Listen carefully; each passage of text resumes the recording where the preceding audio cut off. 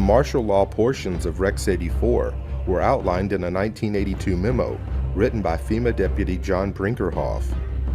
Martial law was to be declared in the event of a national crisis, yet the plan did not define the term national crisis.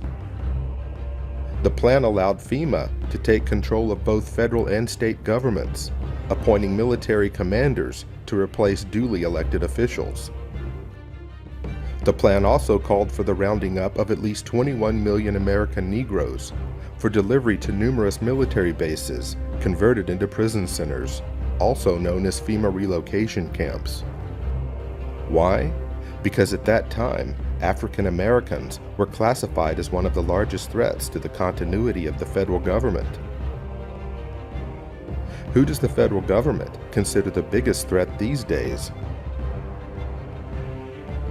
Folks, we've got a very serious situation here. I'm holding what is called the right-wing extremism, current economic and political climate, fueling resurgence and radicalization and recruitment. And in it, we talked about the fact that they define pro-lifers as domestic terrorists. They put this in a Department of Homeland Security document, this official assessment, now saying pro-lifers, people that believe in end-time prophecies, people that are opposed to the administration's position on immigration, those of us that are standing up for the sanctity of life and for the sanctity of marriage, all of those are now potential, and this is what they're saying, domestic terrorists. It's a terrorist next door that could be our bigger threat. They call people who believe in the sanctity of life, who believe in owning firearms, who believe in serving their country in the military and coming back, who are very concerned about the policies that this nation is embarking on, spending too much money, taxing too much. It's all listed right here. These are the domestic right-wing extremists. 1 million names under the watchful eye of the United States. America's so-called terrorist watch list has hit the record number, according to one of the country's most prominent civil liberties groups. That's a lot of people to keep track of. They're adding new people all the time. It's a secret list that you don't know really quite how one gets on, and you don't know how you get off.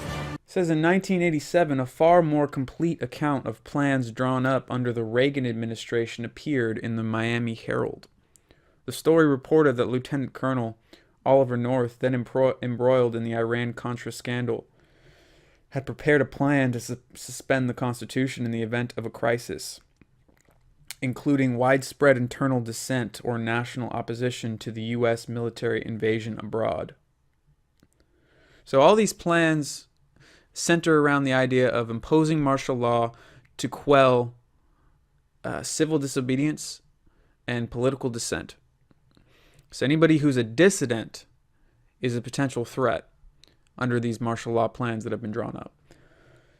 A collaborator, then Federal Emergency Management Agency Director Louis Giuffrida, had years earlier discussed in a paper how, in the event of an uprising by black militants, martial law might be declared and some 21 million American Negroes interned.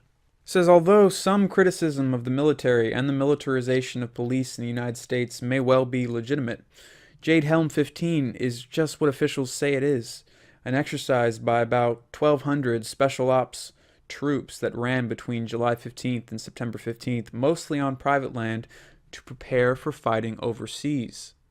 A government that has drafted all of these contingency plans for continuity of government, to quell political dissidents, to round up and detain large numbers of citizens, we're supposed to just trust out of hand when they say it's just a training exercise for fighting abroad. Is that it?